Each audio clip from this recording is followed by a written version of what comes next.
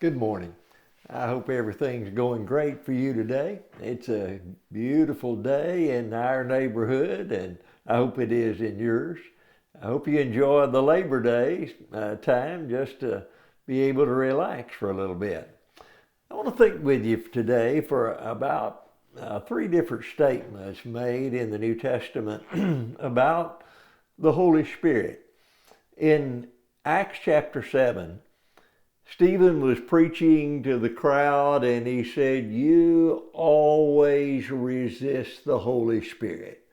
As your fathers did, so do you. You are pushing the Spirit back, resisting His influence in your life."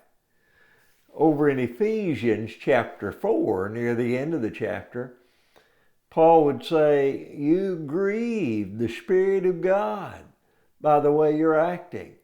That when you are judging and condemning and putting down one another and refusing to forgive each other, when you're grumbling and complaining and lying, you just break the heart of the Spirit of God. You grieve Him by the way you live.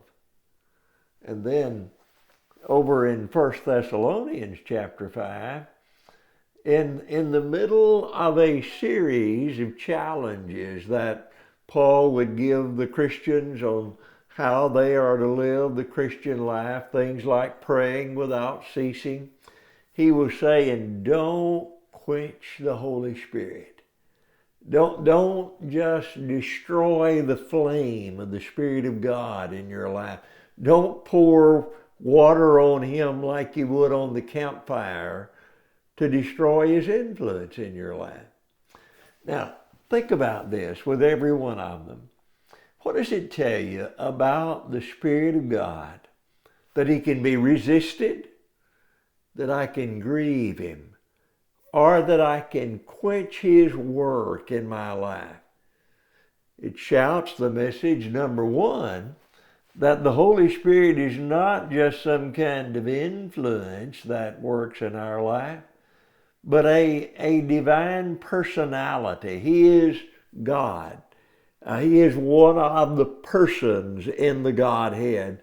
And just as He can be grieved by our failure, He can be thrilled by the way we live. We can bring joy to the heart of the Spirit of God when we live the kind of life that He is pleading with us and striving to lead us to live. Think about the fact that Paul would say in Romans 8:26 that the Spirit helps us in our weaknesses. We don't know what to pray for like we should, but the Spirit helps us and makes groans unto God that cannot be uttered. He talked about earlier in that chapter how that we're led by the Spirit of God and that the Spirit bears witness with our spirit that we are the children of God. Over in Galatians 5, one of the passages that talks a great deal about the Spirit in our life, and he talks again how the Spirit guides us, He leads us, how He's working in our life. And then he talks about the fruit that the Spirit of God bears in us. And then he'll challenge us in chapter 6 to sow to the Spirit. Don't sow to the flesh, but sow to the Spirit. And he said, if you sow to the Spirit, you'll reap the blessings of God that come from that. But if you sow to the flesh, you'll reap what comes from the flesh. Now, he had talked about the works of the flesh back in chapter 5. So his plea to us is sow the kind of seed that produces the fruit of the Spirit of love, joy, peace, gentleness, goodness, meekness, temperance. Against such things there's no law. Spirit of God is active and working in your life? Are you listening to his guidance? Are you allowing him to help you? Are you hearing the witness of the Spirit to your spirit?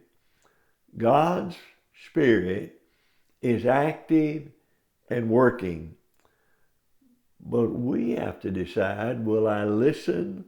Will I allow him to guide me? Will I sow to his Spirit? Will I allow him to guide me in the way that I live every day? It's a choice we all make.